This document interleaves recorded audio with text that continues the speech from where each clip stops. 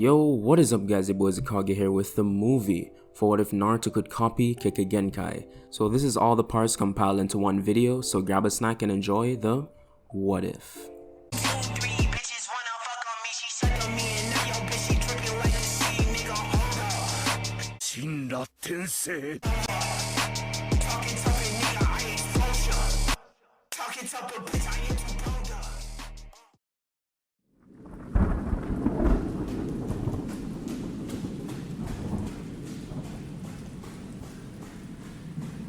Naruto was running in the rain, trying to escape it, but he tripped, falling headfirst into a muddy puddle, messing up his only clothes. But Naruto knew he had to keep moving. He heard footsteps coming his way.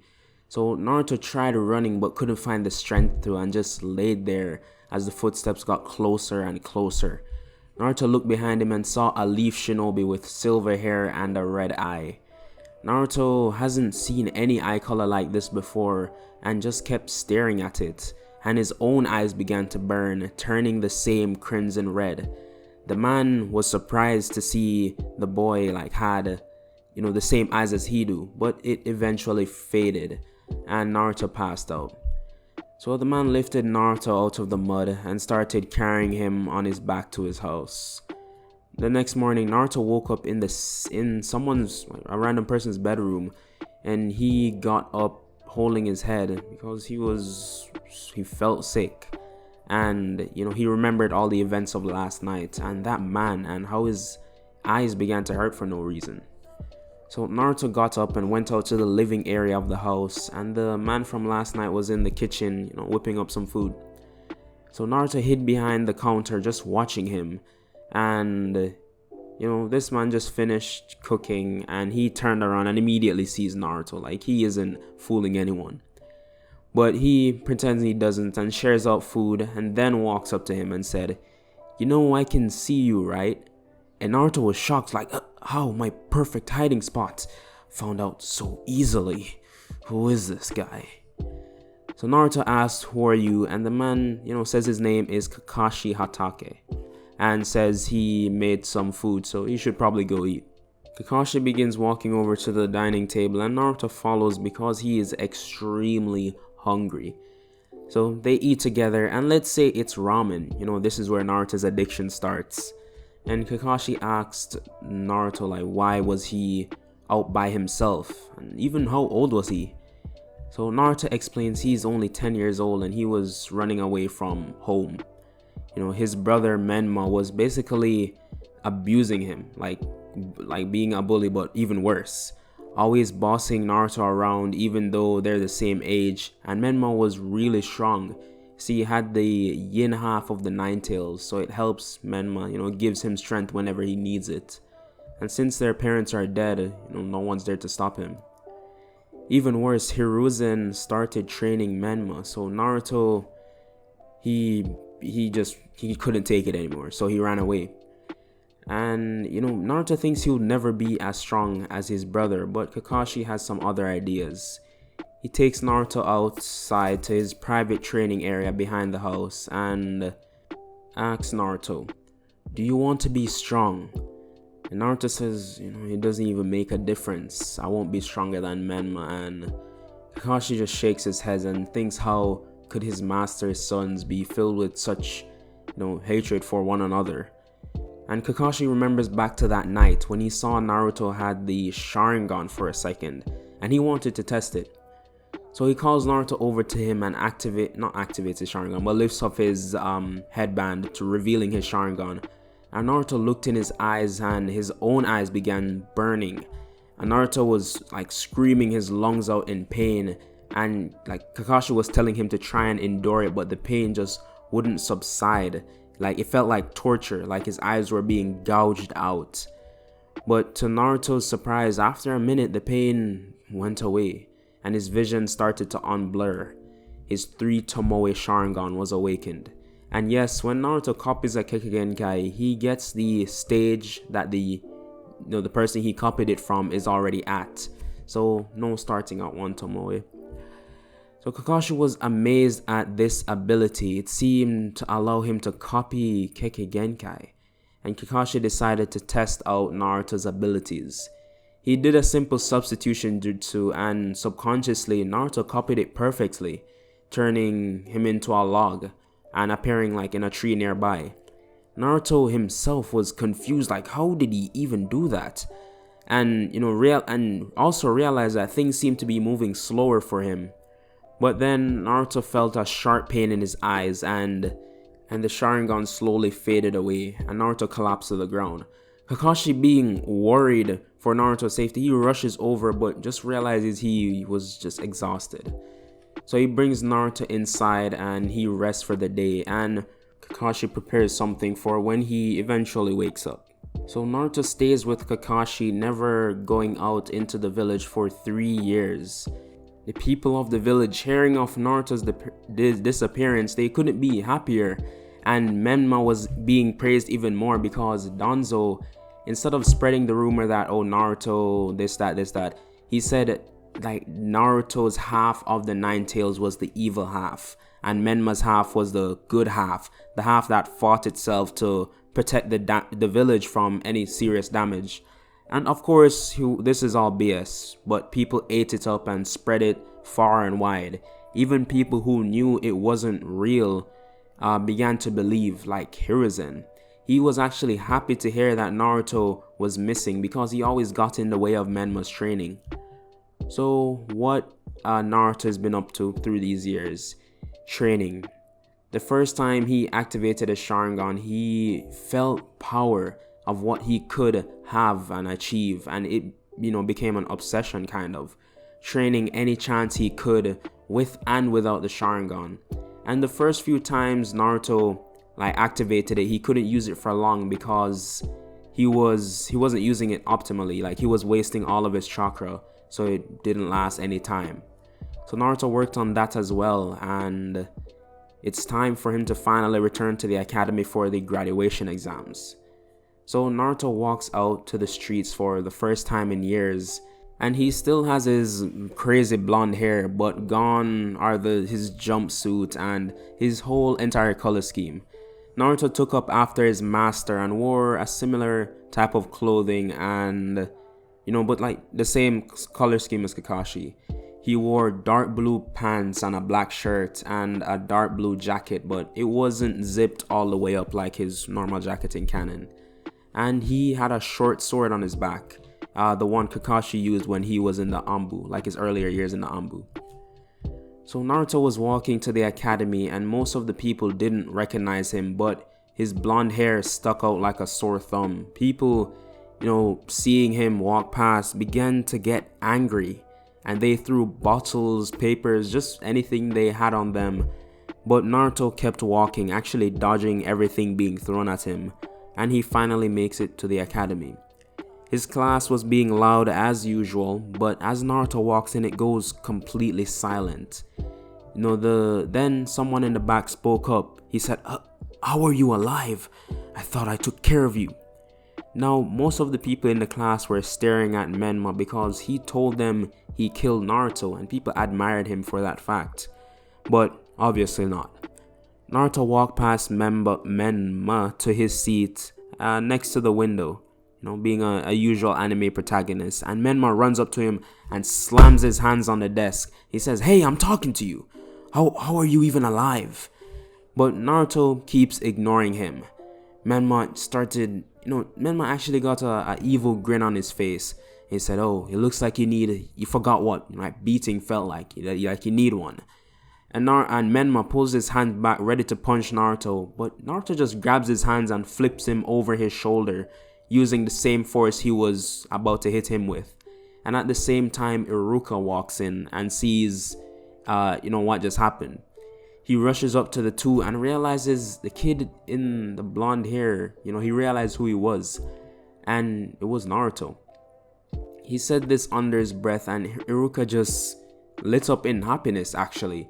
He hugs Naruto and says, "Oh my god, I knew you weren't dead, I just knew it." And Naruto just awkwardly had his hands to his side, but he was happy someone actually cared. But Iruka eventually let him go, and Menma stood up. He sees Iruka and starts playing injured, like he's limping, holding his arm like it was broken. And he said, "Iruka, Naruto beat me up."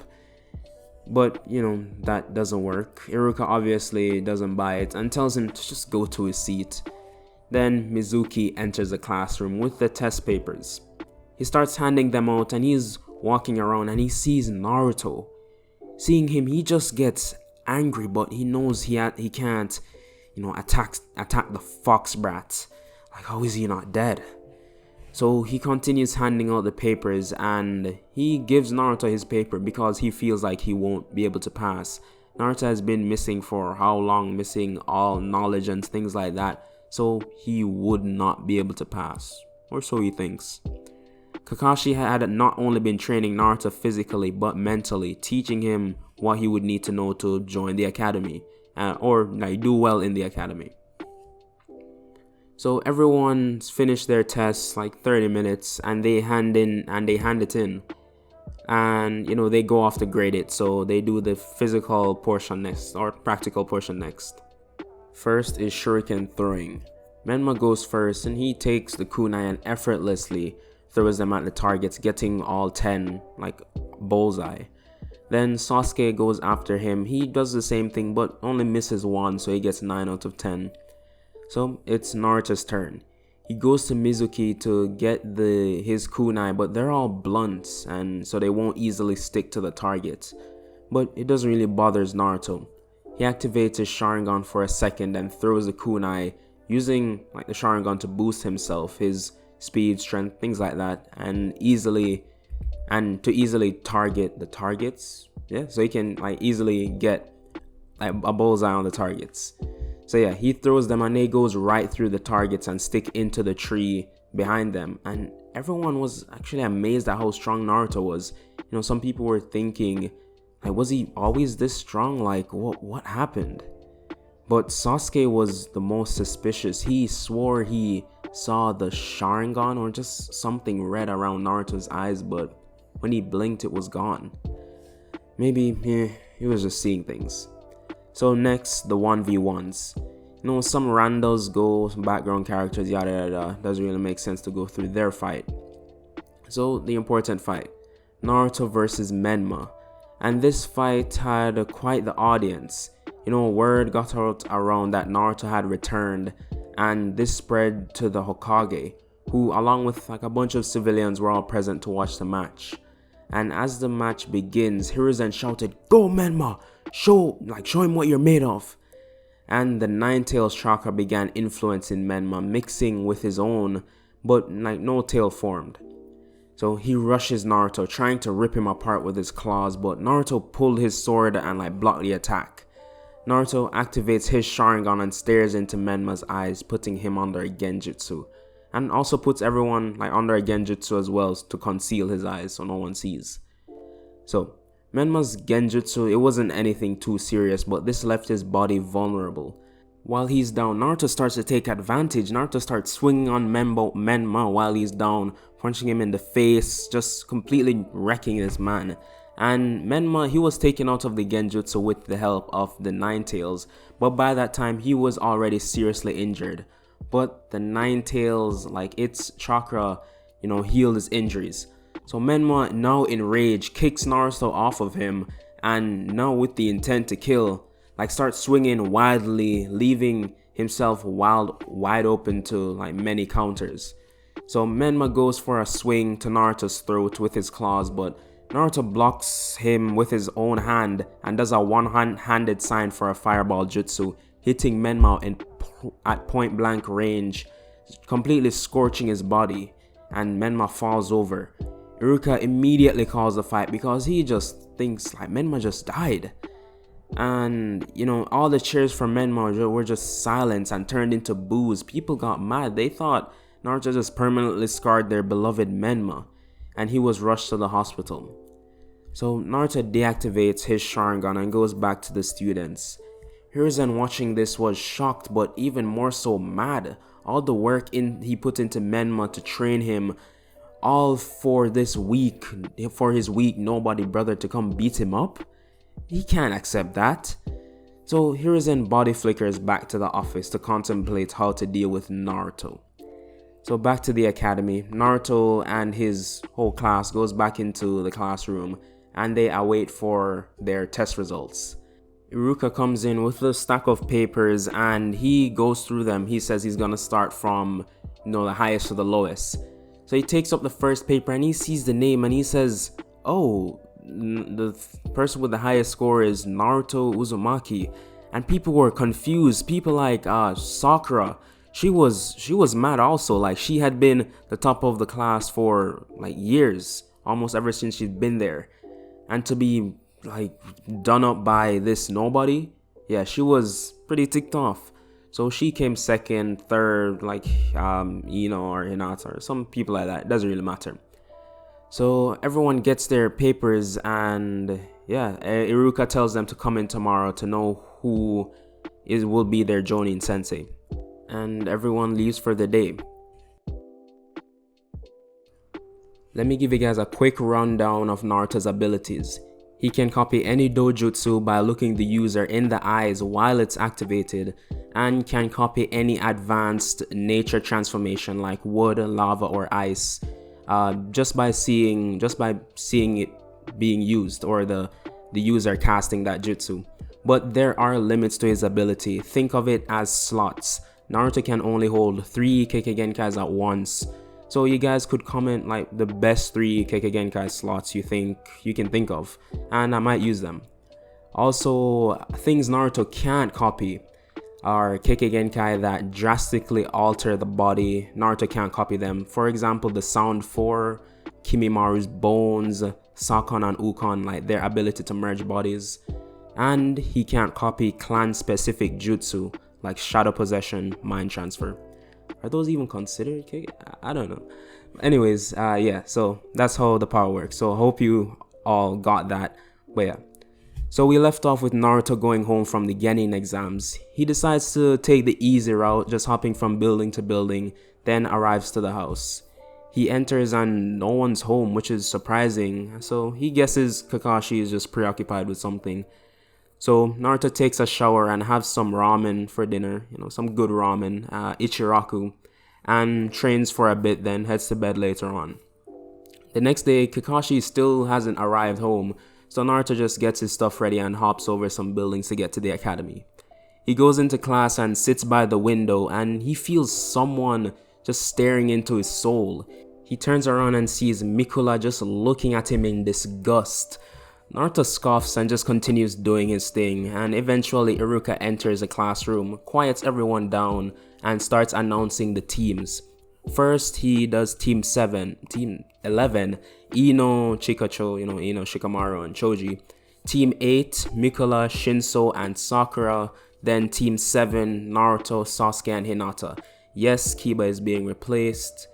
We just don't talk about him.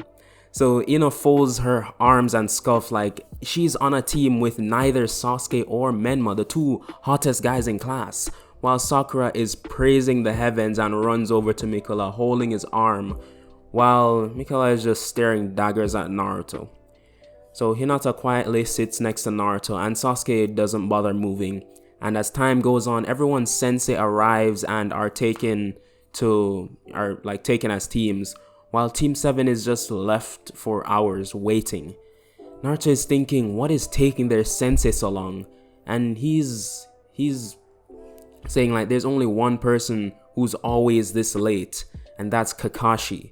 And as he thinks this, Kakashi comes through the door greeting his new team with a wave. And he tells them to meet him on the roof, and they do. They're obviously annoyed but don't want to talk back to their new sensei. So Team 7 makes it to the roof, and Kakashi asks each of them to state their names, likes, dislikes, and goals. So Hinata goes first.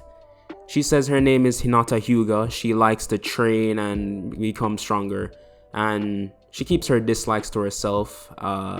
She says her goals is to become the head of the Hyuga clan. And next is Sasuke. He doesn't say anything different, Sasuke, Uchiha, yada yada yada, revenge. Anyways, next is Naruto. Nothing really changes except he also likes training and his goal is to be the strongest. pretty vague, but Kakashi nods saying, okay, sounds good everyone. Meet me at the training ground at sunrise. See ya. And Kakashi seemingly disappears. So when Sasuke leaves, Naruto stops Hinata and asks her something. He says, could you activate your Byakugan for me for a second? I just want to see how it looks. And Hinata is a bit shy, but she says sure, and she activates them. Naruto stares into her eyes and falls to the ground. The veins around his eyes begin bulging out and his eyes turn white. Hinata was going to reach down to ask if he was okay, but Naruto put up his arm, like signaling her to stop, and that he was fine. So Hinata is a bit worried, but she walks off, leaving Naruto. He's just staring at the ground, smiling. And he eventually gets up and goes home to see Kakashi preparing dinner and doesn't say anything to him, just goes straight to his room. Naruto sits on his futon and activates his Byakugan. His veins bulge and his eyes turn white. He starts looking around and can see through the walls Kakashi in the kitchen and see his chakra network. So Naruto's smile just grows even wider. This gives him all the more reason to train. So he does that for the evening, and about an hour after, he quickly eats dinner and continues training until nightfall. He trains in the Hyuga fighting style he copied with his Sharingan a few days before this. So the next day, Naruto goes to leave but doesn't see Kakashi, so he guesses he's already at the training ground. So he gets there but only sees Sasuke and Hinata. Naruto facepalms knowing that he's gonna be here for a while. So eventually Kakashi arrives late as ever and gets a dirty look from his students, but Kakashi doesn't mind. He goes on to explain the bell test, stating that the two who grab the bells first win while the loser is sent back to the academy. Almost immediately, Naruto knew this was a lie. A 3-man squad? That's dumb. Kakashi himself taught him that there were only 4-man squads. So, Kakashi begins the match and all three rush to hide in the forest. And Kakashi is surprised that his team hid so well and so quickly, and starts reading the new issue of Makeout Paradise. Meanwhile, Izuku met up with Sasuke and Hinata and, said, listen, I don't care if you guys like me or not, but we have to work together to pass. Sasuke butts in and says, what do you mean? You just want to take the bells first so you can pass. You're not fooling any of us. Naruto scoffs and says, listen, I can get those bells by myself if I wanted to, but the key to passing is teamwork. So Sasuke folds his arms and Hinata is over there twiddling with her fingers, but they're both listening and Naruto goes over the plan.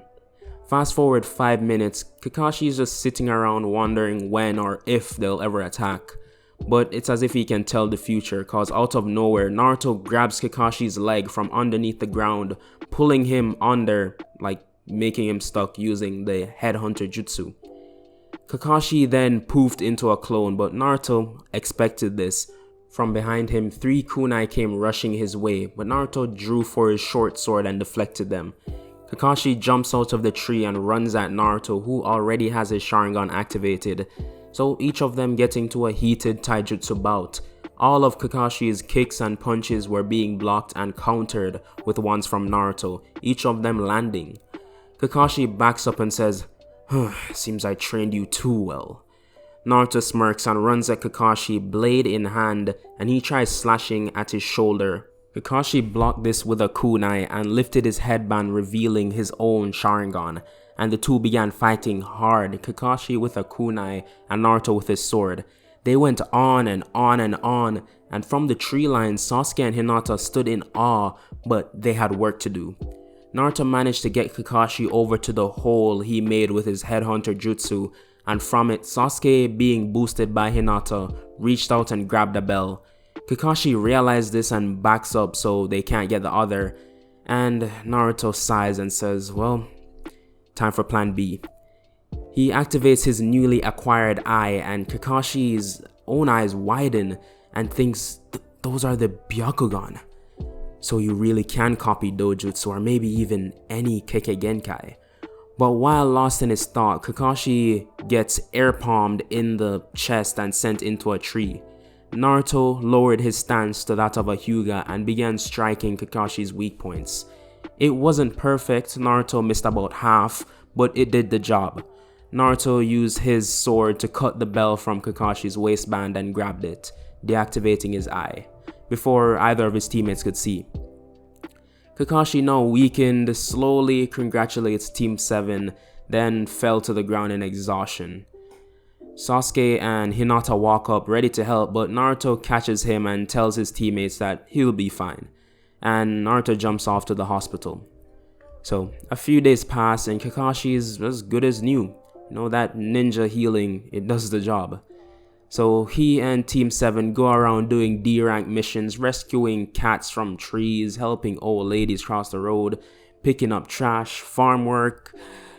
It's all just getting annoying. And every day Naruto expresses this to Kakashi, telling him he didn't train to rescue cats. And after a week he finally broke, since Sasuke started to annoy him as well. Once they were in the presence of the Hokage, a peculiar thing though, Hiruzen was avoiding eye contact with Naruto, but no one really realized. So Kakashi requested a higher mission for his team, and Hiruzen was going to downright refuse. He doesn't like Naruto, conversely he doesn't like Team 7. But a drunk Tazuna comes barging in, slurring his words. "Oh, I'm tired of waiting. Where's the damn team gonna escort me?" A Jonin tried holding him back, but Tazuna refused, and he says, "Get out of my damn way. You there, escort me right now," pointing to Kakashi and saying, "You ain't doing nothing, escort me, damn it." The Jonin finally got Tazuna out of the room though, and Hiruzen sighs and says, "Okay, I have a C rank escort mission available." Kakashi accepts and him and his team prepare for the mission. A day later, and a now sober Tazuna was waiting at the gates of the Leaf when Team 7 arrived. He says to them, "Really? A bunch of brats are gonna escort me?" Naruto was going to say something, but Kakashi stopped him and says, No need to worry, these students were at the top of their classes, academically and physically. There's really nothing you should be worrying about. So Tazuna just scoffs and says whatever, and Team 7 along with Tazuna head out to the Land of Waves. A good 20 minutes from the village, there was a puddle up ahead, and both Kakashi and Naruto saw this and were suspicious. So Naruto activated his Byakugan and saw a mass of chakra underneath. He confirmed his suspicion and gave a slight signal to Kakashi. The team passed the puddle, and after that the demon brothers jump out ready to attack. Both Kakashi and Naruto responded to this though with their own attack, both using hand signs for the great fireball jutsu. Naruto completely burned up the brother, leaving nothing but charred remains, while Kakashi was smart enough to hold back, and the other brother was just burnt all over his body. He wasn't dead. Sasuke, Hinata, and Tazuna were all surprised at how quickly these two reacted, and Kakashi then took the brother that was still alive and began interrogating him. He cracked really quickly after Naruto sprinkled some of his brother's burnt remains on. You know what? That's a bit too far, even for me. Okay, he doesn't do that. He's already in some serious pain, so he just tells them. He tells them that they were hired by Goto to stop the bridge builder, and that they were probably others coming for them. So with that information he needed, Kakashi took Naruto's sword off his back and used it to kill the brother, leaving his body to decay. Hinata couldn't hold down her breakfast and threw up, while Sasuke and Tazuna had to look away. Naruto wasn't used to this, but already accepted the fact that this is the shinobi lifestyle and he has to get used to it. So he takes his sword, wipes the blood from it, and shields it. Team 7 then continues down the path. After about another half an hour, a thick fog begins to roll in. Kakashi begins to hear this sound getting louder and louder, and then he yells, "Duck!" Everyone in Team 7, including Tazuna, duck under this heavy sword swinging over their heads, almost chopping their heads completely off and lodging into a tree. Zabuza lands on it and begins his monologue saying, "Oh, Kakashi, the copy ninja. This is going to be a good fight. You can hand over the bridge builder now or face my wrath." Of course, Team 7 would never hand over their client, so the fight begins. Zabuza hops off his sword and pulls it out of the tree and lands on the water. Kakashi rushes into battle, telling his team to stay back, and he lifts his headband. But before he could get any closer to fight in taijutsu, Zabuza casts a water-style rising wave, and Kakashi counters this with one of his own, and this repetition of jutsu keeps repeating over and over, and them just cancelling each other out. Naruto watching this thinking, this is getting so old. He activates his Byakugan to rush in to fight, but he sees someone else in the forest. He can't focus on them right now, but Naruto makes sure to keep an eye on them. But Naruto forgot about his team. Both Sasuke and Hinata saw him activate the Byakugan, and Hinata was the most shocked. She was going to say something, but Naruto ran off towards the fight. With the Byakugan, he has perfect vision in the mist, but Zabuza senses him coming. He throws his sword at Naruto, but Naruto easily dodges this and runs up on Zabuza and strikes a few of his chakra points, but Zabuza takes out a kunai and starts fighting like a wild animal. But he was about to get Naruto with this unorthodox fighting style, but got struck by a water dragon from Kakashi. Naruto pulled his sword out, intending to take advantage of the situations since Zabuza was on the ground. He goes to swipe down, but a masked ninja appears, stopping the sword. He tells them he's a tracking ninja from the Mist Village, sent to capture Zabuza. Naruto questions, "Then why not let me kill him, right here and now?" Haku says his body contains important information of the Mist Village that must not be lost. Naruto didn't care though, this guy seemed sus. But Kakashi came up behind him and held the guard of his sword and told him to stand down. He told the tracker to do whatever he needs with the body, so the tracker grabs the body and body flickers away. Body. I keep saying body.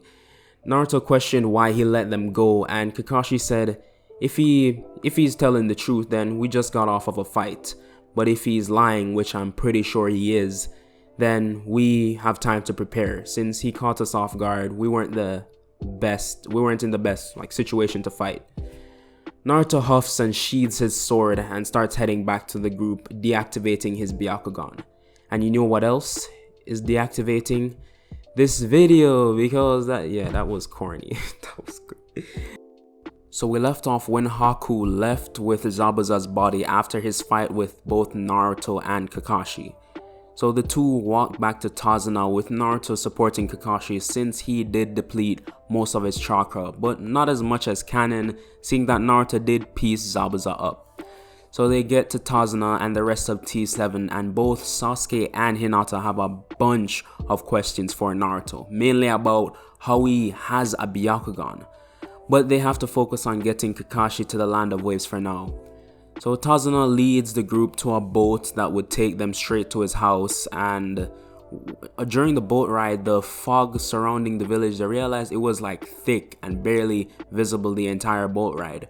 But once they got closer, the fog sort of cleared and they could see how just ran down the Land of Waves was. Some of the buildings were old and falling apart, and poor people were lining the streets. And to all of the members of Team 7, this was a huge difference from the Leaf Village that has been prosperous since the Third Great Ninja War. So there's no slums or there's no poor areas in the Leaf. So the boat gets to the shore and Tazuna leads them to his house. And when they get in, Tazuna's daughter, Tsunami, helped Kakashi to his room where he could rest. Team 7 got in and they were just, chilling, vibing at the dinner table, waiting for some food when Tsunami's son, Inari, came out. And this kid he's all bark and no bite. He just comes up saying, "Oh, you're all weak and Gato's gonna take you all down, no problem." And Team 7 is just ignoring him and he keeps mouthing on and on and on and on, but they don't care. We don't care. And eventually, Tsunami dragged him back to his room, because he was getting annoying. So after dinner, Naruto went outside to train and he didn't realize but he was being watched. An hour into his training session, Hinata and Sasuke came out to Naruto. He turned and to his surprise, he was surprised to see them and asked, "Do you guys need something?" And Sasuke said, "Aren't you an Uzumaki? How do you have the Byakugan?" And Naruto, he internally cursed himself for being so careless that they saw, but it was gonna happen sooner or later. They were a team after all. So he said, "Yeah, you saw that, huh? Well, it's my ability. I don't understand it fully yet, but I think I'm able to copy any Kekkei Genkai." And Sasuke raised an eyebrow and said, "How many have you copied?" And Naruto said, "Only 2, the Byakugan which you saw and a Sharingan." And Sasuke's eyes widened hearing this and said, a Sharingan? Show me." So Naruto, he didn't really mind and activated it, and seeing Naruto's red eyes just reminded Sasuke of that night he saw Itachi. Sasuke got visibly angry and Naruto asked, "What's wrong?" But he stormed back inside, and while he was inside, he was thinking about, how could Naruto have the 3 Tomoe and I can't even activate mine? So frustrated, the next day goes by and Kakashi recovers quickly and he gets enough time to teach both Sasuke and Hinata how to tree walk and water walk, both of which Naruto already knows, of course. So he does his usual training during this time, which is like calisthenics, bodyweight training, push-ups, pull-ups, those type of things. So 4 days after their encounter with Zabuza, and Team 7 is overseeing the workers constructing the bridge. Then a heavy mist rolls in, and they all know who this is from. Zabuza. Without time to think, a barrage of senbon get thrown at Sasuke, Hinata, and Naruto, and Naruto takes out his sword and starts deflecting all of these, but Hinata gets hit, and she falls to the ground. Sasuke rushes over to check if she's okay while Naruto continues blocking, and Sasuke checks her neck, for her pulse, and he tells that she's still alive. He says at least she's still alive. But he gets up when the senbon stops and launches a fireball into the mist from where all the senbon were coming from. But they heard nothing, so I guess it didn't hit anyone. So Naruto activated his Byakugan so he could see clearly and saw both Zabuza and Haku about to ambush Kakashi. Because it's so thick fog, they can't see anything. So Naruto uses Phoenix Flower Jutsu, and if you know this jutsu, it's multiple fireballs shooting out. So 2 actually hit Haku and 2 hit Zabuza, knocking them both back onto the ground. And Naruto then uses a Rising Wind Jutsu to clear all the fog, and now the bridge was entirely clear. Zabuza and Haku were slowly getting up, then Sasuke, wanting to show up a bit, he hasn't been able to do anything really. He hasn't gotten to fight, he hasn't done any of that. So he runs towards Haku thinking this girl is gonna be a breeze. So Sasuke runs with a kunai, but when he gets close, Haku is already back on her feet and traps him in a crystal ice mirror. Naruto saw this, and seeing this jutsu, it's like a chill went up his spine. He felt as if he became stronger. Naruto was trying to figure out, Naruto senses that he may have copied this jutsu, seeing that it's not a regular type of jutsu, so it may be a Kekkei Genkai. So he tries figuring out how to use this power, or it's not as simple as activating it like a dojutsu. So while he's over there testing how to use it, Zabuza got up and he's tired of it. He gets up and is like, this damn kid, he keeps getting beat up, so he just wants to rip Naruto's head off, but he has to calm down. And he keeps telling himself, remember the mission, remember the mission. So Zabuza got up and saw Tazuna. This is what he finally came for. He was standing over Hinata's body. So he made 5 water clones to go rush over to him and take care of him. Kakashi tried stopping them, but the real Zabuza blocked him. So Naruto is still trying to figure this jutsu thing out. And he sees the clones coming towards him. And He's like, alright, it's now or never, like literally. And he shouts out Ice Dragon Jutsu, doing the hand signs for a Water Dragon Jutsu, and nothing happens. But 2 seconds later, an Ice Dragon comes out of the ground, smashing into the clones, just dispelling them like they pop into water. And Haku had to stop her fight. She just saw the Ice Dragon. Only the elites of her clan were able to do that. But while she was distracted standing out of her mirror, Sasuke, with his Sharingan now activated because, he was trying to dodge all of her attacks. So he comes in and kicks her in the face. Oh, him, it's a guy. Kicks him in the face, knocking his mask off, and he gets sent to the ground. And Sasuke uses that ninja wire like he used on Orochimaru. He uses that to bind Haku up so he couldn't move. So back to Naruto, he was acting like, oh yeah, that was all planned. That Ice Dragon, totally me. And Kakashi was still fighting with Zabuza, but that soon ended with a Chidori through Zabuza's chest. And Haku, being unable to move, was forced to watch Zabuza die right in front of her eyes. And she legit started crying, not being over dramatic, not crying like over dramatically like some people. I still love you.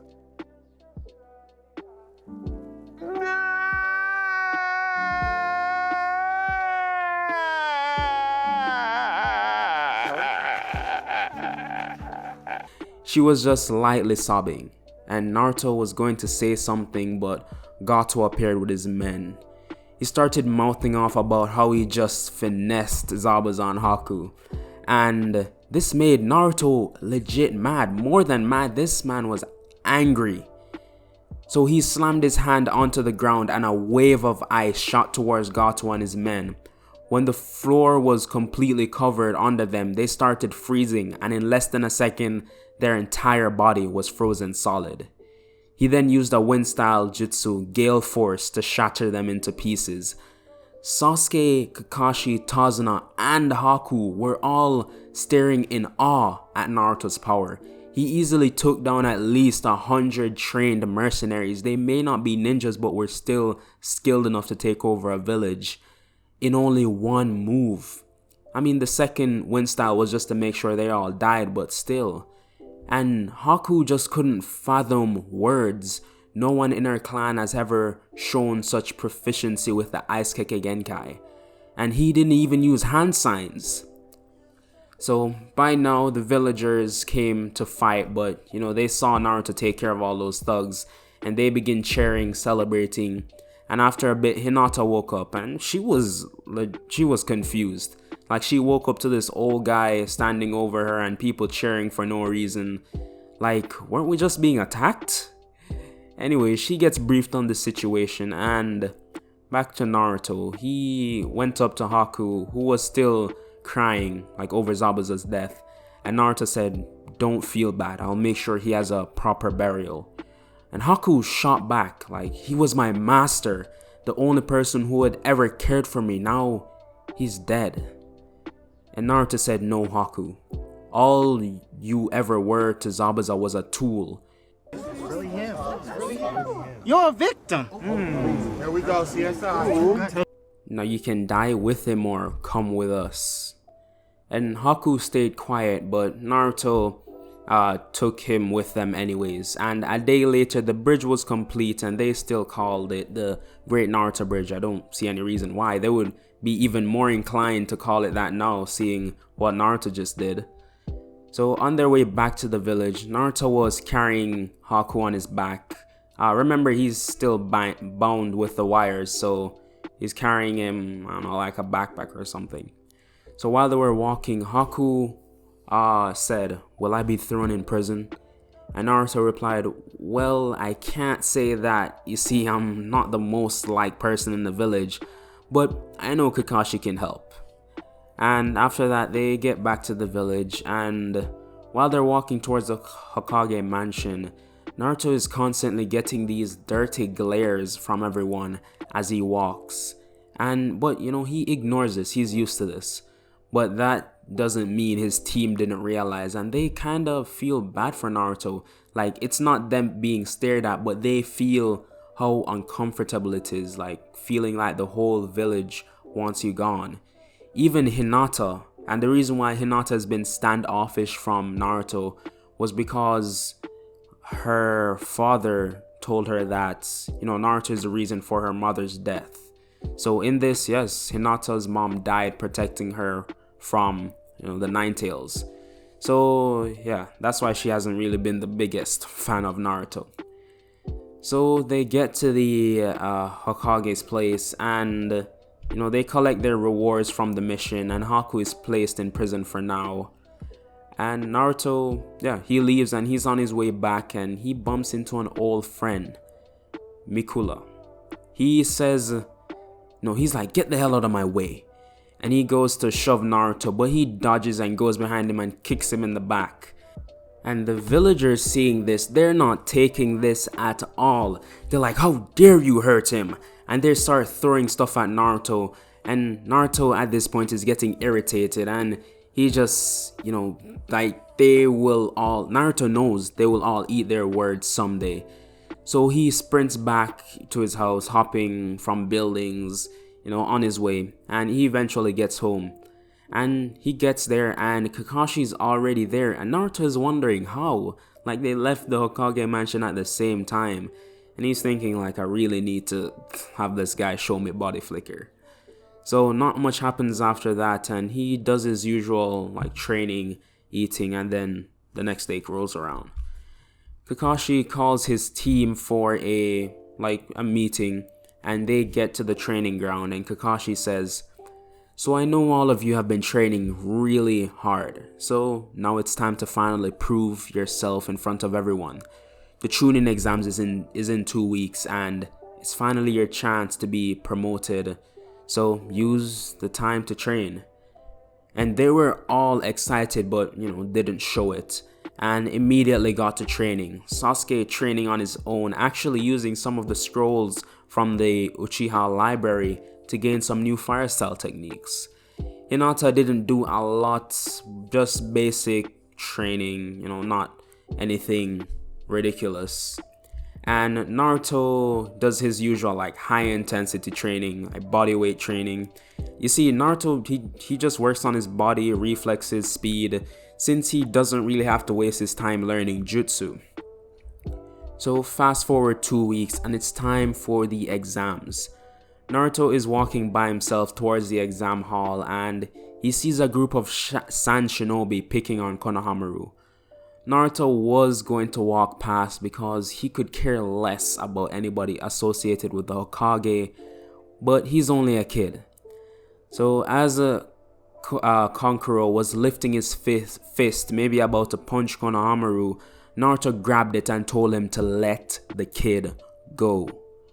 Kankuro laughed and said, or what? Why your hand moving? If you guys don't know that meme, then I'm just probably being dumb. So Naruto says, or this, and he activates his Sharingan and puts Kankuro under a Genjutsu. And to him, he's stuck in the middle of a desert, and Gaara keeps attacking him, in his mindless Shikaku state. And this goes on for months, at least to Kankuro. But in the real world, only a second passes, and a second passes and Kankuro just falls to his knees, sweating like crazy. Gaara then spoke up, alright Kankuro, leave the kid alone. Naruto looks up to see who's talking, and he felt something ominous coming off Gaara. So Kankuro let... Bro, these K names. Kankuro let Konohamaru go, and Tamari was... And while all of this was happening, Tamari went off to buy some drinks, and when she came back, she saw Naruto, and she saw how toned my boy was. She could barely keep herself together. I might put up a picture of Naruto right now. That boy been hitting the ninja gym. JK, he isn't that muscular, just like a gymnast. He has more lean muscle. So Naruto, he notices Tamari and he looks back and he gave her a smile and just walks off. So like one of the drinks Tamari was holding fell and like she went completely red, but quickly like knocked herself back to her senses because like she's never like this. She would never date a hottie. I mean a nobody from the Leaf Village. So back with Naruto, and he gets to the academy with Sasuke and Hinata waiting so they can enter the first stage of the tuning exams. We left off with Team 7 heading into the exam area for the tuning exams. They get in and are immediately blocked by a crowd of people. Some tunings were blocking the door to the exam room and it started piling up. People are trying to like push their way in, but the tunings are just not letting them in. But you know, Naruto realized something was a bit off. Why would they legit block the entrance to the exam room? So he activates his Sharingan and saw that the number on the sign was wrong. It was actually a Genjutsu. So Naruto turned to his team and he says like the actual exam room is upstairs. I guess this was sort of a first test to weed out all the weaklings. So him along with Sasuke and Hinata head upstairs and another team was actually following behind him. They get to the actual door but were stopped by Team Guy. Hinata turned and saw Neji and she quickly moved her eyes away from him, like to avoid eye contact. Then Lee spoke up. Naruto Uzumaki, the weakling of the class turned Rookie of the Year. Please accept my challenge to a fight. And Naruto was, at first, he was apprehensive of fighting. This wouldn't really help him in any way. But he was intrigued because he sometimes saw Lee training in the forest, like when he was out there training as well. So Naruto said, okay, any rules to this fight? And Lee said, yes, just one. Only taijutsu is allowed. Naruto, him being a bit, proficient in taijutsu because he does mainly physical training, he agrees to the fight. The two go to an open area and Lee starts off immediately rushing at Naruto full speed, but Naruto easily tracks this. Lee tries launching a barrage of punches to Naruto's face, all of them being easily dodged because Naruto trains his reflexes. So he grabs Lee's foot and coats his fist in ice, and with his fist now triple the size and twice as hard, Naruto punches Lee in the gut, sending him to the ground. Both Neji and Tamari were shocked yet amazed of this weird jutsu Naruto has. It's like nothing they've ever seen before. Some of you may be asking, why is the Ice Kekkei Genkai so OP and why doesn't he even have to use hand signs? So how I'm going to have Naruto's elemental, like Kekkei Genkais like ice, wood, crystal, stuff like that. How I'm going to have all of them work is like Gaara sand. You see how he can have hand movements that can control it, but he can also use jutsu like with hand signs if needed for like higher damage like attacks, I guess. So I'll have Naruto use hand signs now and then, but I'm just gonna keep flipping through, so it doesn't even matter. So Lee, now holding his stomach in pain, was trying to get up, but Naruto puts his foot onto his chest and says, "Stay down." Lee looked up at Naruto and just couldn't accept losing. He grabs Naruto's legs and threw him off, and Naruto just did a simple backflip and caught himself. But this gave Lee enough time to get back onto his feet. Lee, still in pain, whispers, "Guy-sensei, forgive me," then starts unwrapping his bandages. Naruto was curious at what he was even doing, so he let him finish. And Lee then rushed behind Naruto even faster now and kicks him into the air. Lee seemed to teleport behind Naruto, who is still like floating in the air, and his bandages start wrapping around him. Naruto, this was interesting jutsu, but he was starting to get bored, so he was getting ready to finish this, but before he could, a kunai came in and pinned Lee's bandages to the wall. Everyone looked over to where it came from. It was a talking turtle that threw it. Of course, you don't see talking turtles every day, so everyone was a bit confused. But Lee went over it and started bowing and kept apologizing over and over for using a forbidden technique. The turtle then looked over at Naruto and thought what kind of monster he is. Monster, in a good way, like his power is monstrous. So the turtle tells Lee again, to only use that jutsu when there's no other choice or when he has someone precious to protect, and disappears in a puff of smoke. So Naruto gets up, straightened up his clothes, and with his team, they both walked over to the exam room. But before they did, Naruto turned and told Lee and said, "Good fight," and then left. Tenten went to help Lee up, and all this time Neji wasn't moving. Tenten asked him if he's okay, and he said, "During the entire fight, Naruto was barely trying. I watched his chakra with my Byakugan, and normally when you're fighting, your chakra is moving to different areas of your body quickly." And Tenten is like, "Yeah, that's obvious." But Neji continues and he says, "Yeah, but Naruto's chakra the entire fight was resting." And both Tenten and Lee were shocked that, what they just experienced was just Naruto taking it easy, or, the same experience as someone just sitting down in a couch.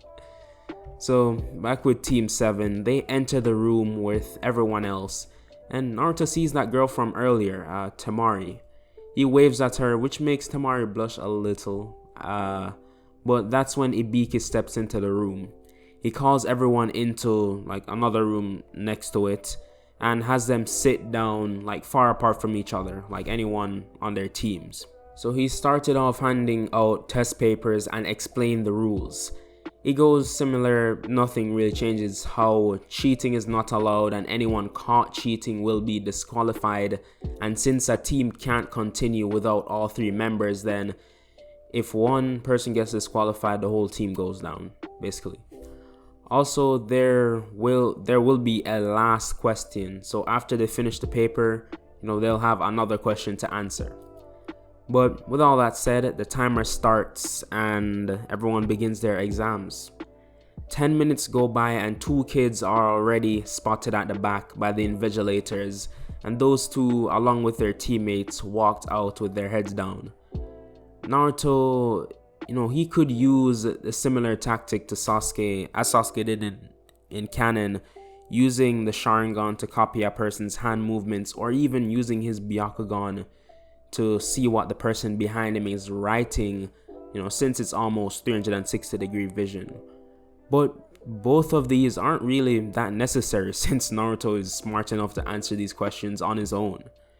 So as time went on, Naruto, he's obviously bored, so he starts taking a glance around the room, and the first thing he realizes is that 40% of the people who were originally there were now gone due to them being caught cheating.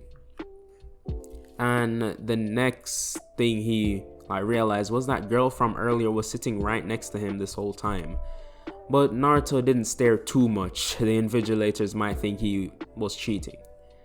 So Naruto goes to put his head back into the paper, and a couple more minutes pass and the time is up.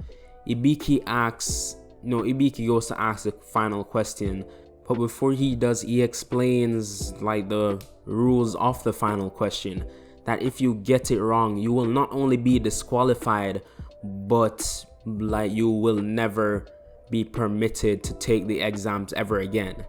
This of course scared some people, what's another year gonna do? So it's better to get more training in. So now only 30% of the original number of Genins remained. And as they wait for the final question, the window at the front of the room breaks from a woman jumping into the class. She landed heroically, her fist to the ground, and says, "Ready everyone, head over to the forest of death." And she looks up at everyone, then to Ibiki with a puzzled look, and Ibiki just face palms and says, "Uncle, you didn't let me finish." And she's like, sorry about that. And Uncle just laughs sarcastically and slaps Ibiki on the back and says, "Ugh, whatever. Hey, they're all yours." So as he's walking out, Sakura stands up and says, But sir, what about the 10th question?" And Ibiki, he's about to walk out of the door and he says, "There is no 10th question. It was just a trick."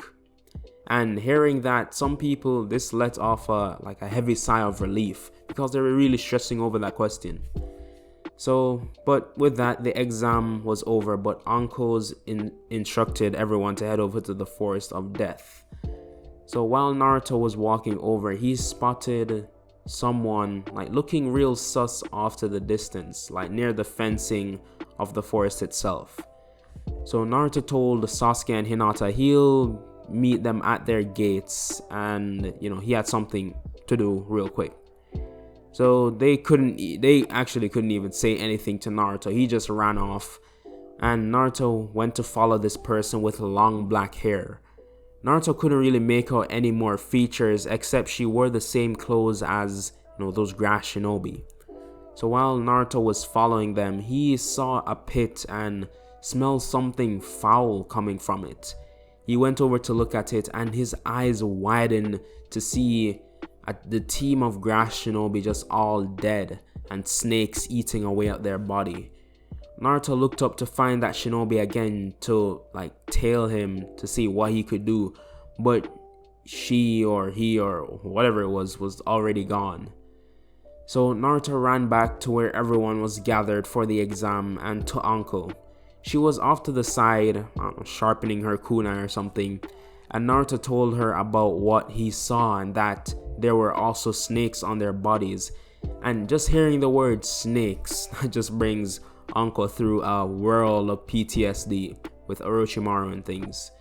So she already knows who this is, and she was ready to call off this portion of the exams, but all the teams were already at their assigned gates, and they were starting the match right now. So Anko ran off towards the Hokage's office in hopes to stop Orochimaru, and Naruto went to his team's gates. Luckily, they actually waited for him and didn't run off. So when Naruto gets there, they go start jumping from branch to branch like ninjas. Wow. So Naruto told his team about the unknown shinobi and how, if they see any snakes, they should not engage. And as he says this, a huge snake comes crashing through the trees, but they all dodge and get to higher branches. And on top of the head of the snake, Naruto saw the same male, female, whoever was riding on top of it. Naruto knew there was no escape. I mean, he could outrun the snake, but his teammates aren't as fast. So Naruto told them to leave this to him and jump down near the head of the snake. The person on top of the snake spoke, "Bring me Sasuke." Naruto was thinking what he wanted with Sasuke, but the snake didn't give him any time to think. He tried whipping, the snake used its tail to whip at Naruto, but Naruto jumped in time, but the branch he was standing on just snapped in half. Naruto then weaved some hand signs and said, "Ice Glacier Jutsu." A massive shard of ice came up out of the ground and impaled the snake. Orochimaru was intrigued by this because he knows Naruto is from the Uzumaki clan, not Yuki. So how? Naruto then activated his Sharingan and used some of the jutsu he copied from Kakashi, like Mud Bog Jutsu, to sink the snake into the ground and earth burial to trap the snake, leaving only its head visible, but it was dead at this point. Orochimaru was now drooling at the mouth. He couldn't contain himself. He has ice and the Sharingan. Maybe there's someone in the village like him who experiments, and Naruto is a product of that. Maybe. And Orochimaru just kept thinking about all these possibilities, but he realized that he was supposed to be fighting. So he looked up and both Naruto and the rest of Team 7 were gone.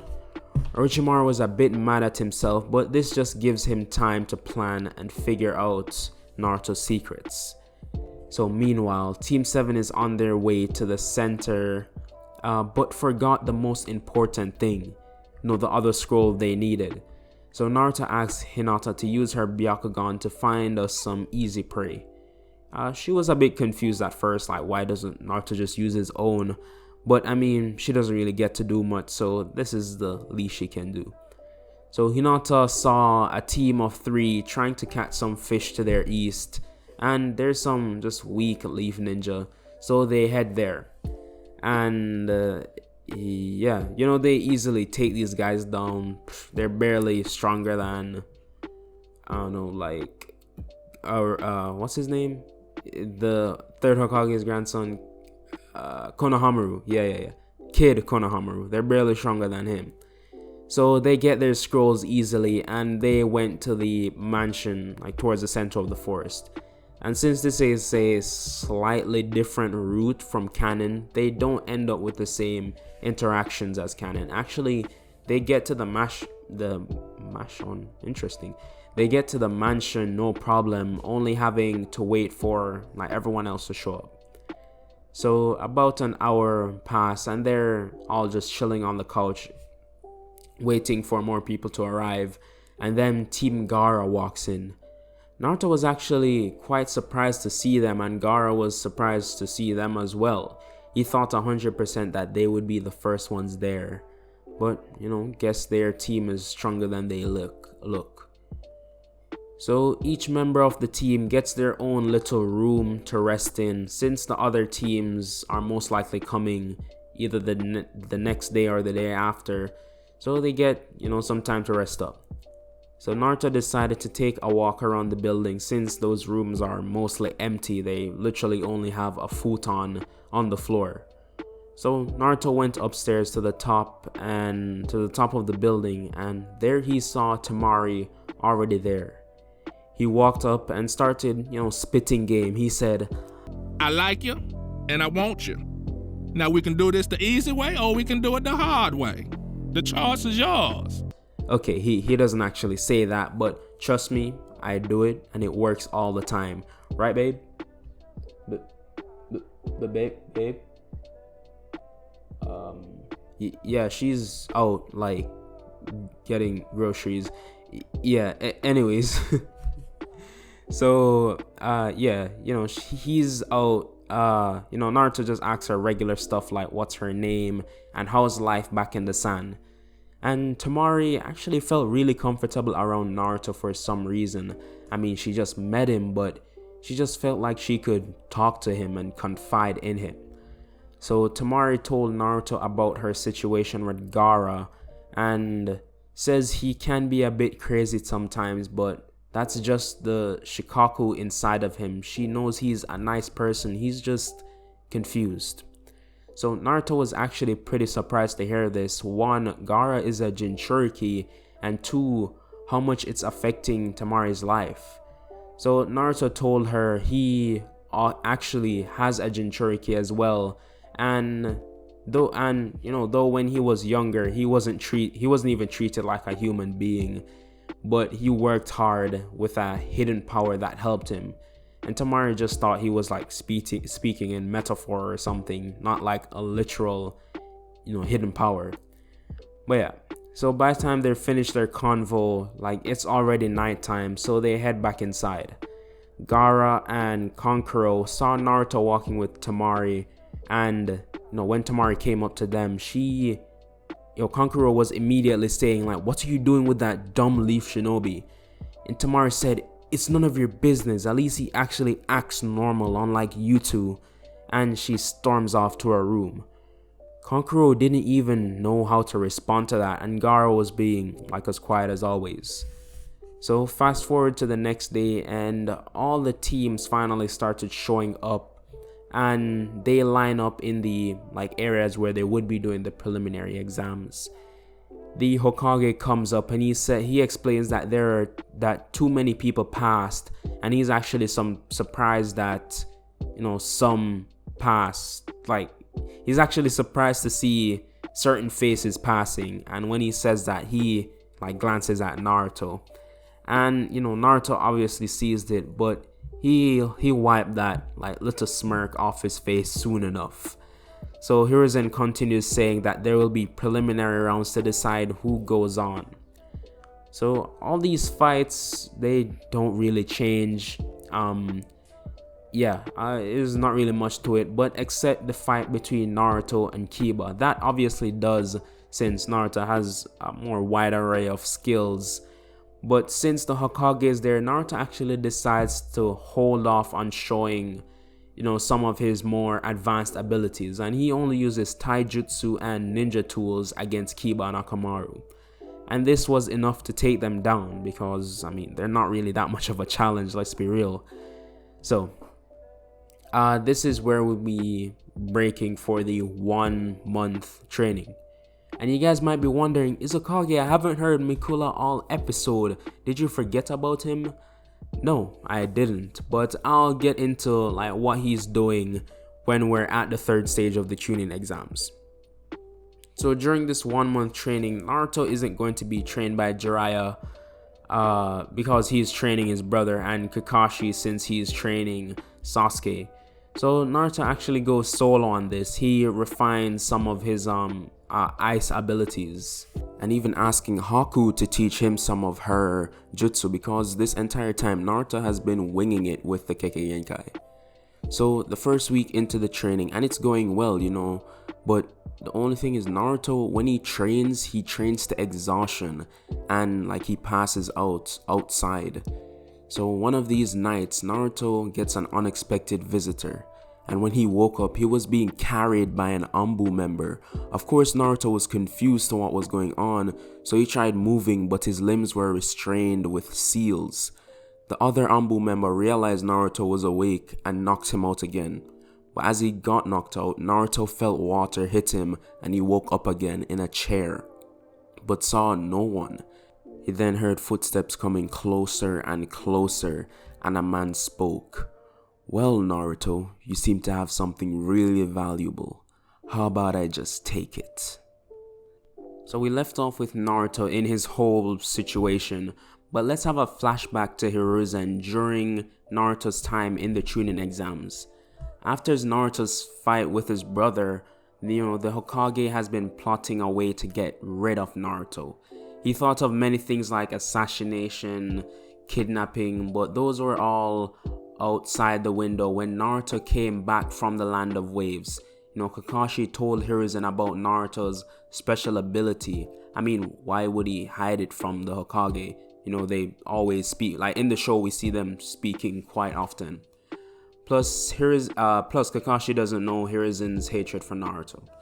So hearing this, Hiruzen realized how valuable that would be for the Leaf, and if he could somehow extract the ability from Naruto's body and give it to someone like Mikula, he would be the most powerful ninja in Konoha history. But this would be a difficult task. Since Naruto has it, he can use it against him, and who knows how strong he is by now. He did take down a S-rank shinobi in the bingo book. So Hiruzen thought of something, and he would need the help from an old friend to have it work. One day in his office, Hiruzen called in Danzo for a private meeting. Danzo walked in with his 2 root Anbu guards following behind him, but they had to wait at the door. Hiruzen said to Danzo, "Hello, old friend." Danzo raised an eyebrow, thinking, "Friend? You call me your friend yet treat me as a traitor?" Hiruzen wasn't really trying to talk about the past. He has something he wants and desperately. So he says, "Danzo, the past is the past. I'm in need of your expertise on something important." "Oh, what might that be?" So Hiruzen explains to Danzo everything Kakashi told him about Naruto's abilities, and Danzo, to say the least, was very interested in this. So over the course of a week, Hiruzen and Danzo came up with a plan to capture and experiment on Naruto. So they knew he would put up some resistance, so they had someone tailing Naruto, watching him from a distance, keeping track of everything he does. And after this tracker found out, Naruto just sleeps out in the open, it was the perfect time to put the plan into action. First, capture Naruto. Let him say some final words, then finally bind him and then start the experiments. So back to the present with Naruto. He was in a pitch black room with only one light bulb above him. Out of the darkness, Danzo came out, and Naruto squinted his eyes to make out who it was, then was surprised to see that it was Danzo, and he was saying, "What are you doing here? But before he could answer, Hiruzen came out as well, and seeing Hiruzen, Naruto knew what this was about. "Oh, so you think you two can kill me?" Hiruzen and Danzo looked at each other, then back at Naruto, then back at each other, and started laughing.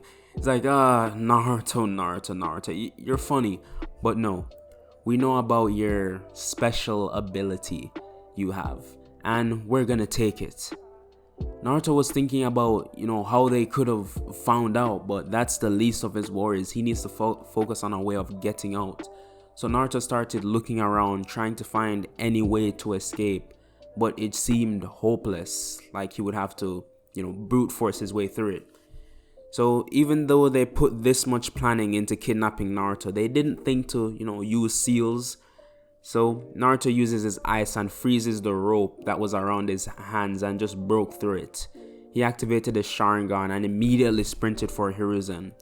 Hiruzen wasn't prepared for this and got kicked in the face into the wall behind him. Danzo weaved hand signs and said, "Wind style, vacuum successive wave." He sucked in a bunch of air and shot out a stream at Naruto, who, easily dodged it with his Sharingan. But from behind him, Hiruzen came out with the Monkey King Enma staff. Hiruzen swung at Naruto, who was barely dodging each one. Then Danzo came in with his kunai covered in wind chakra, making it longer and sharper. Naruto was running out of options, so he weaved Unsigned and slammed it onto the ground, creating a huge ice dome around Naruto.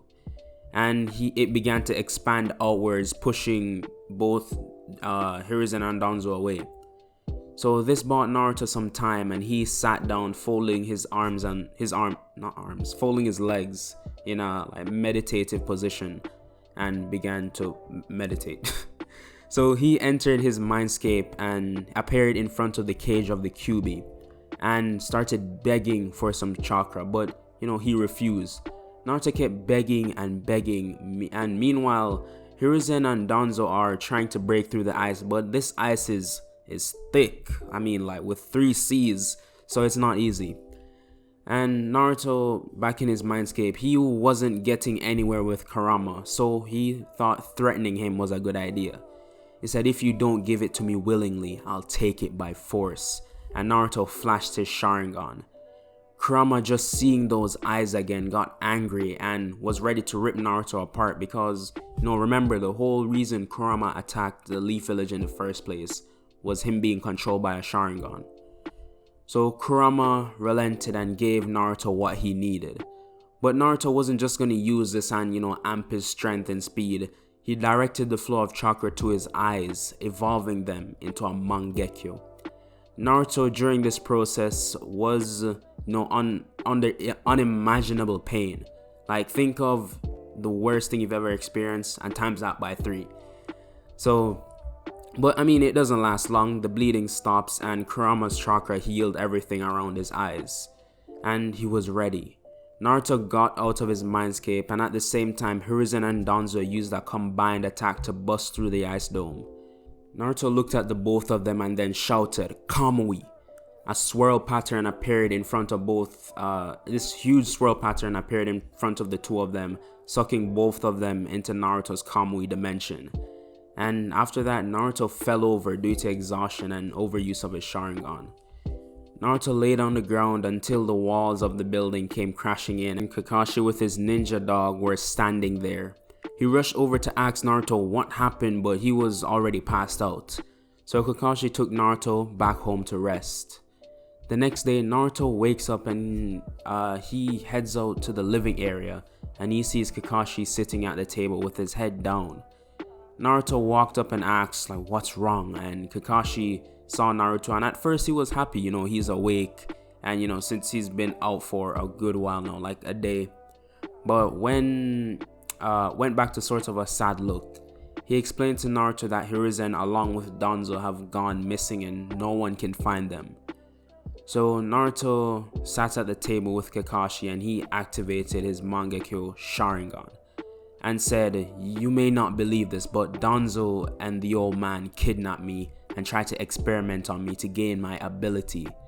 So I had to trap them in my Kamui dimension."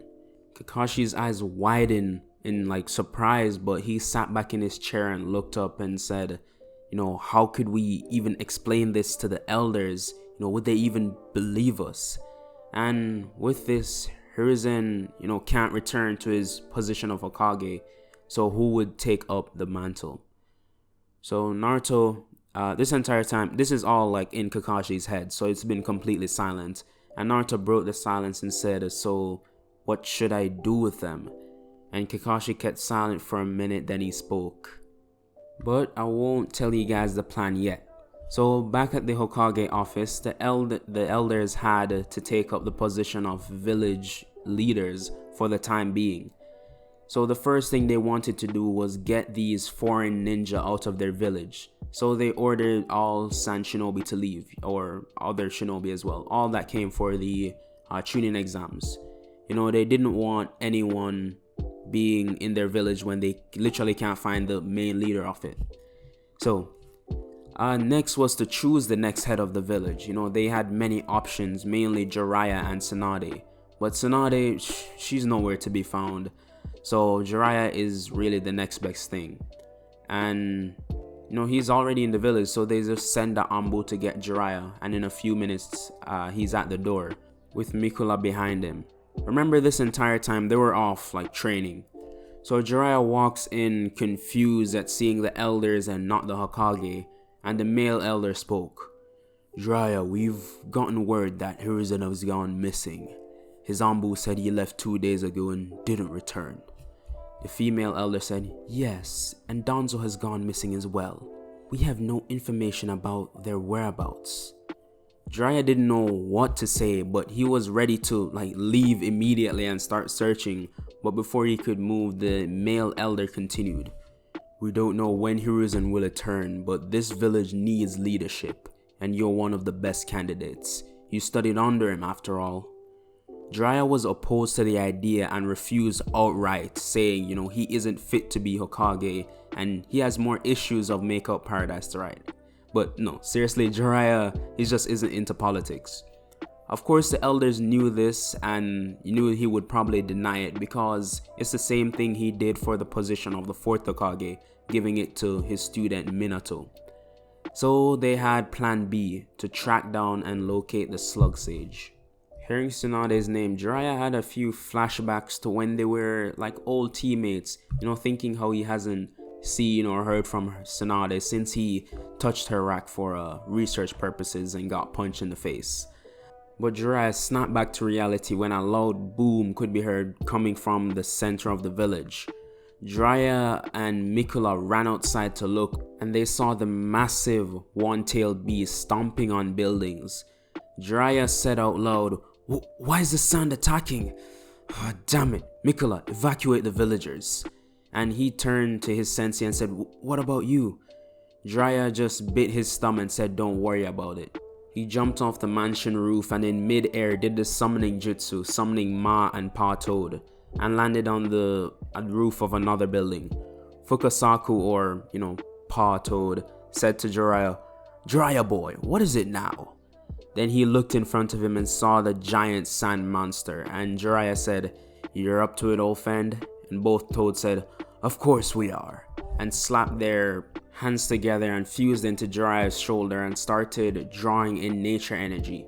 Meanwhile, Kakashi and Naruto heard the loud explosion and went outside to see Shikaku. Naruto wanted to immediately rush in, but Kakashi advised him that he just woke up from an exhausting fight, so he should probably be taking it easy. Naruto was a bit angry, but there wasn't much he could do, so he stayed back. While they were doing this, Jiraiya was hopping from roof to roof to get closer to Shikaku. When he was close enough, Jiraiya jumped up and punched Shikaku. Since he's in his sage mode, this punch would honestly send anything that size flying, but it's made of sand, so it absorbed most of the force. Shikaku turned around and sent wind bullets at Jiraiya, but he was able to dodge them. Kakashi, watching this, had an idea. He sprinted towards Shikaku while Jiraiya was distracted, and he used wall walking to climb up its back, and he slid down, grabbing Gaara out of its head and waking him up. He landed on the sand below, and the body of Shikaku just started melting and filling the streets with sand. So Kakashi basically saved the leaf, and after this he got a lot of praise by the villagers, enough that the elders decided to make him the new Hokage. Of course, this brought about a lot of questions like where did Hiruzen go, and they just came up with a lie saying, he just retired. Some villagers were really sus about this because normally he would do some sort of announcement himself, but I guess not. So we start off in the Hokage office. Kakashi is getting used to his new position when Naruto walked in and said, "Don't get too comfortable, you're just keeping the seat warm for me." Kakashi did a sarcastic haha and said, "Enough with the jokes, come down to the cellar." So Naruto and Kakashi walked down to the basement of the mansion, and there were 2 rooms specially made. The doors were lined with seals so strong a Biju couldn't bust through, and inside were seals inside the walls, cutting off any person in the room's chakra. So in one cell, Naruto activated his Mangekyo, then his Kamui, releasing Danzo. Danzo just fell headfirst onto the ground, and as he was released, he looked around wondering, if he was finally out of that hell. And when he saw Naruto, he immediately tries attacking him with his Hashirama Cell arm. But he was in the room, so he couldn't mold his chakra to perform any jutsu. And Danzo hasn't eaten all the time he was in the Kamui dimension, so he's weakened and from that as well. So they shut the iron door and go over to the next room, right in front of it, and Naruto releases Hiruzen. Hiruzen saw Kakashi in the Hokage outfit and, he smirks and said, "So they replaced me that quickly, huh? What a shame." But Naruto didn't care for what he had to say and shut the door. So back in Kakashi's office, Kakashi told Naruto that they locked up Gaara in a cell. And Naruto was going to task Naruto to bring him back to the sand, but he wanted to show Naruto something, or show Naruto someone. So as he says that, Yamato walks into the Hokage office, and Naruto, he was confused like who this guy was. He's never seen him before. So Kakashi introduces him and says this is Yamato, the only person to have a wood style. And Naruto, he got a thought in his head. He's like, "Oh, Kakashi, I think me and you are on the same wavelength right now." And so Kakashi says, "Yamato, show Naruto your wood style." And he does, and as Naruto sees it, he just sprouts like some wood out of the palm of his hand. And as Naruto sees it, he immediately starts having headaches, and it's like he can take the power in, but he has to lose something at the same time.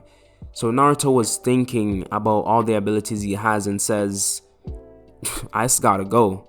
So he replaces ice for the wood, and after he gets it, Yamato kind of shows him like how to use it, things like that. And so Naruto can use that, and you don't have to use hand signs, but for a larger jutsu that require a large amount of chakra, you do.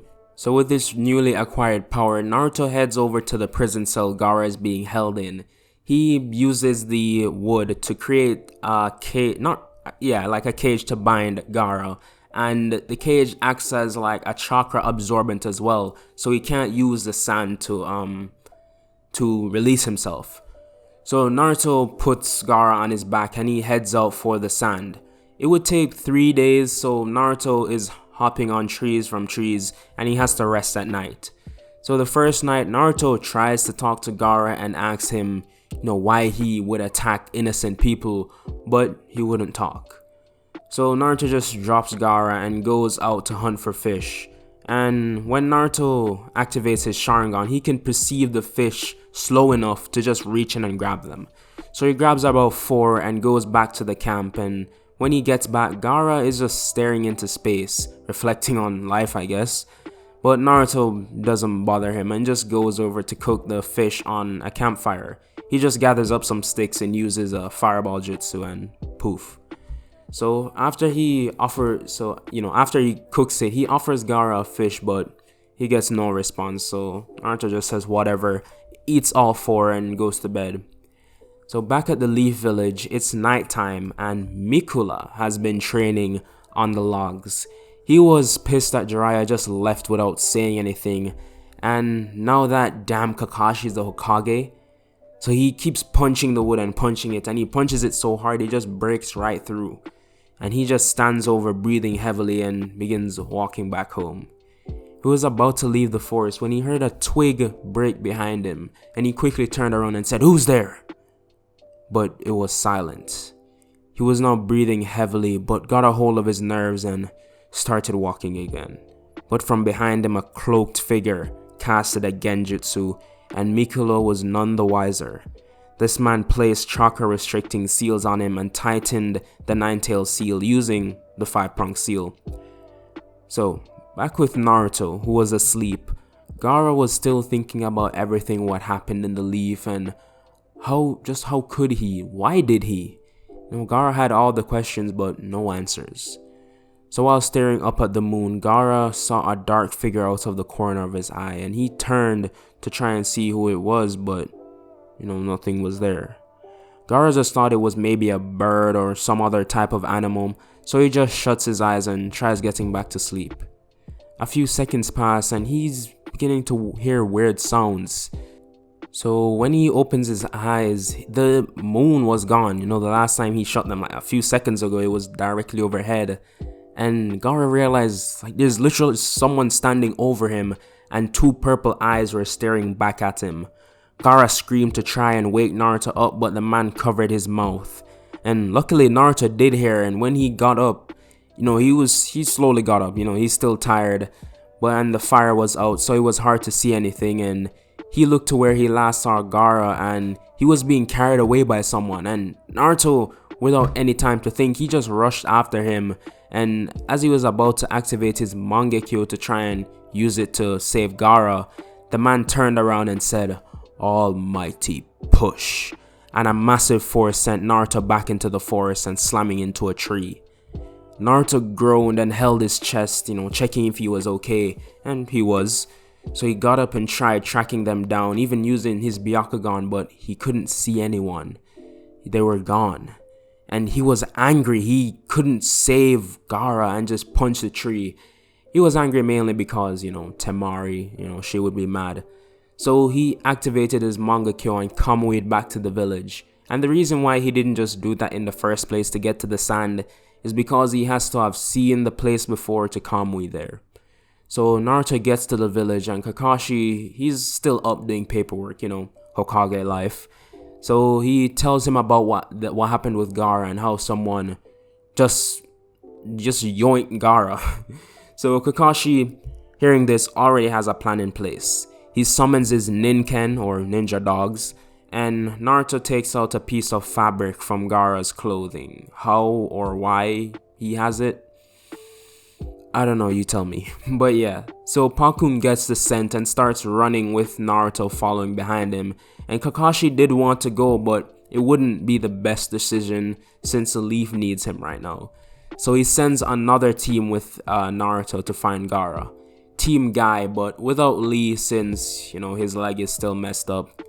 So, Team Guy along with Naruto follow Pakun out of the village and, but after 2 hours they need to rest. It's still nighttime, it's around 2 in the morning, so they were all tired. So as soon as they got up, they were back to the hunt. And 2 days of travel later, and Pakun found a giant boulder with tags around it, blocking a cave entrance. Luckily, Guy knew these tags and explained how they needed to find the other tags in the nearby forest to rip them off, and they have to do it all at the same time. So Guy and his team were ready to take care of it, but Naruto had a plan instead. He created clones and they were all using their Byakugan to find the tags, and when they ripped them off all at the same time, the copies that were created of them were as strong as the clones, so they only needed one punch to destroy, like clones usually are. So with that, Team Guy and Naruto head into the cave. After Guy does a dynamic entry and just busts through the rock. So they head into the cave and it was just dark, but as the sun shined into the cave, Naruto saw nothing and he was confused, but mostly worried. So he asked Pakun what happened, and he didn't know. Like, this is where the scent led. And Naruto just got frustrated, but maintained his cool. So he was ready to head back to the village, but Guy, started shushing everyone, like be quiet. So he could hear something, but from where? So he focused, and he said, "Below us." He shouted at Tenten to scatter her paper bombs and set them off. So she did, and when it exploded, the floor caved in to a basement of sorts, and the ghetto statue was in the corner of the room. From behind him, Naruto heard wings flapping, so he turned around and a white bird was flying towards them. He didn't know what it was, but he wasn't going to take the chance, so before it could get any close, he threw a kunai at it and it exploded. Seeing this, everyone went on guard, and then more came flying, surrounding them. So Neji gathered everyone together and used rotation as a barrier, and as all the birds hit it, they exploded, but no one on the inside was injured. So while Neji was protecting, Naruto was looking for where they were coming from, and he saw another entrance in the walls.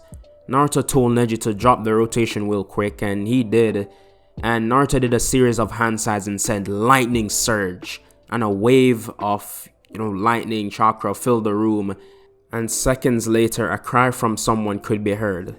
And all the clay birds were starting to fall apart, so Naruto ran to where he heard the screaming was coming from, and Deidara was on the floor, just fried. And Naruto called over Team Guy and asked, what do they do with him? And Guy said, we obviously need to kill him, but where's Gaara's body? Naruto completely forgot that's what they were even there for. He was so caught up in the fight. So he began looking around, and that's when he found, Gaara sitting lifeless behind Deidara. And Naruto started gritting his teeth in anger. It's not that he had personal relations with Gaara, but the whole Temari thing. So yeah, he is angry, and he wants to have revenge. So he picks up Gaara, and Guy was ready to finish Deidara off, but Deidara opened his eyes, and Guy was surprised. He thought he was out cold, and Deidara smirked and said, "If I go down, you're coming with me." And his body began to expand like a balloon, and Neji, using his Byakugan, saw Deidara was going to use his entire body as an explosive, and Naruto quickly grabbed hold of Guy, Tenten, and Neji, and right before the explosion went off, they went into, he used Kamui and got them out of there, and he transported them outside the cave, out of the range of the explosion. And once they were out, they watched as the entire mountain above caved in, and just blew up in a massive explosion. So after seeing that, they weren't gonna stick around and see if anyone else was close, so they started heading towards the sand. So let's switch to Kakashi back at the Leaf. He's chilling in his office when a Jonin rushes in, damn near bursting down the door with important news. Kakashi asks, what is it? And he explained that they've been receiving message from the Lightning and Mist village that their Jinchuriki have gone missing. Kakashi was starting to get worried because, remember, this is all happening early, so they have no idea what the Akatsuki even is. And since it's early, some of the members actually haven't joined the Akatsuki, like Sasori, Hidan, and Kakuzu. So Kakashi immediately sends out someone to find Mikula because, he knows that the Nine-Tails chakra has been split. So if they were going to go for the Leafs and Jinchuriki, it would either be Naruto, who is pretty safe, he has Guy there, and, Naruto's own abilities, or they would go for Mikula. So he sent an Ambu team to search for him, and it was 3 members, and they searched for the entire day, but no one could find him. They searched houses, they searched almost every inch of the village, but no, he couldn't be found anywhere. So that's when Kakashi began to become really concerned. So he sends a messenger bird to the sand, so hopefully Naruto will get the message and, if he's there. So back with Naruto, Guy, and, the rest of Team Guy, they arrive at the sand, and the guards there, they stop them, but once they see Gaara, they let them in because it's the Leaf, and they're allies except for the whole like shooting exam things, but we don't care about that. So they get let in and head towards the hospital, and while they were finding a room for Gaara, they run into Lady Chiyo. And Lady Chiyo, seeing Gaara, was like, she couldn't fathom words, because this death, quote unquote, reminds her of Sasori, because she thinks he's dead also. So in this, I'd say Lady Chiyo also gives her life to revive Gaara. I don't really see any reason why.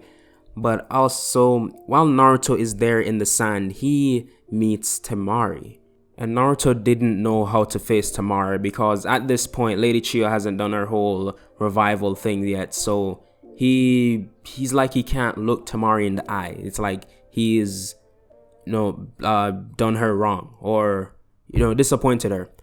But when Temari sees Naruto, she immediately goes to hug him, because he brought Gaara back. He may not be in one piece or even alive, but he's back. So Temari was really happy either ways. So she hugged Naruto, who was really surprised at this, but he embraced her as well.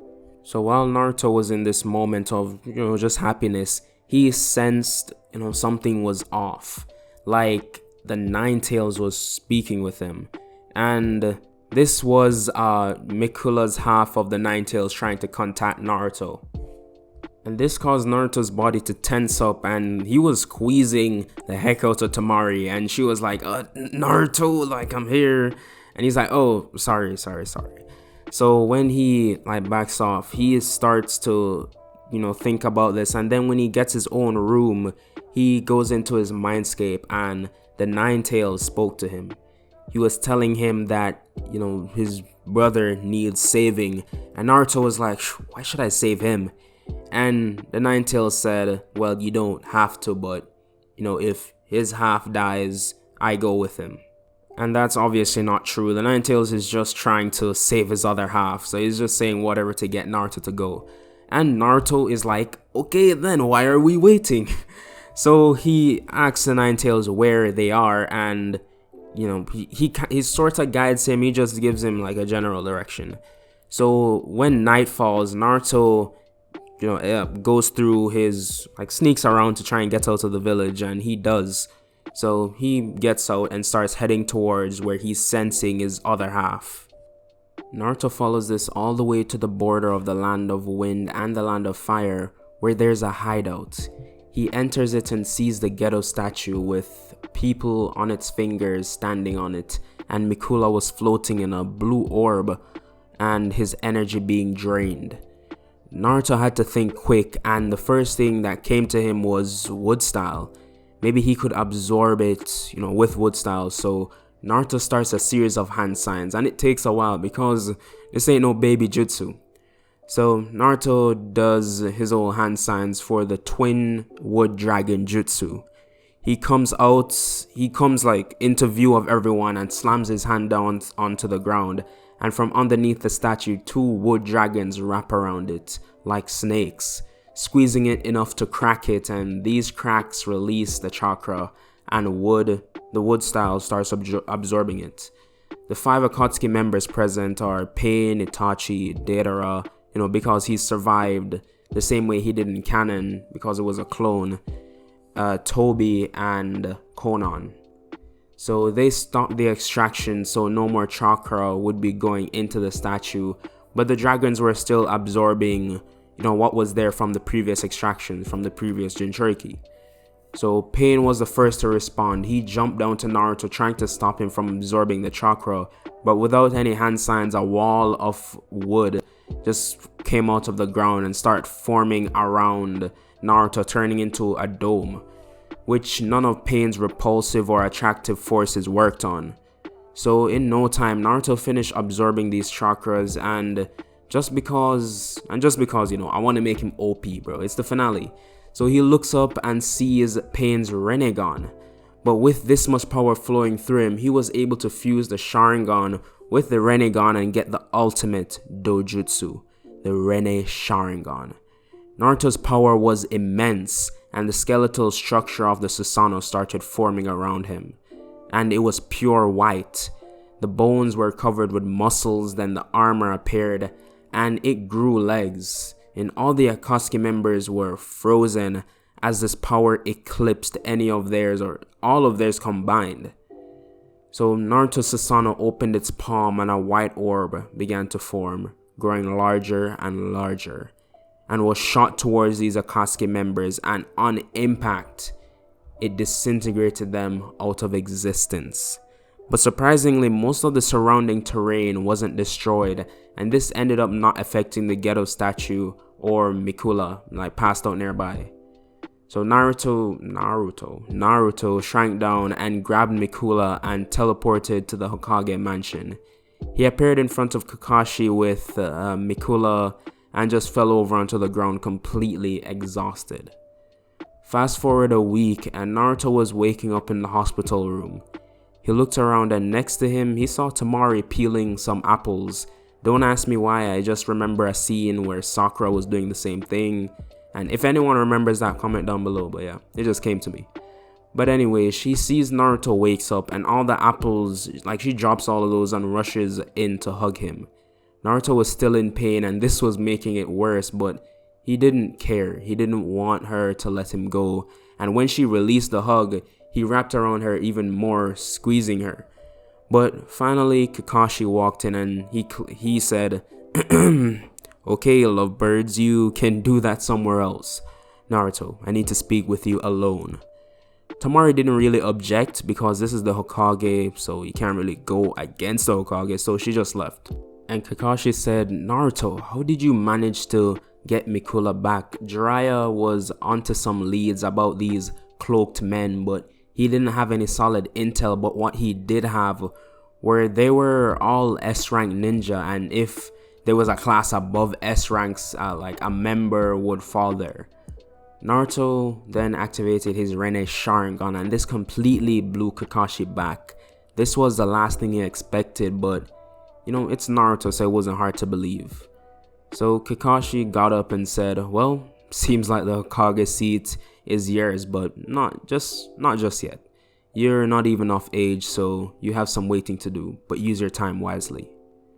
So time skip 4 years and Naruto is 20 years old and he has married Temari and already has a kid, and today is the day that Naruto will be made Hokage. Over these 4 years, the people of the village were also told of Naruto's contribution to the Leaf and how he basically saved everyone.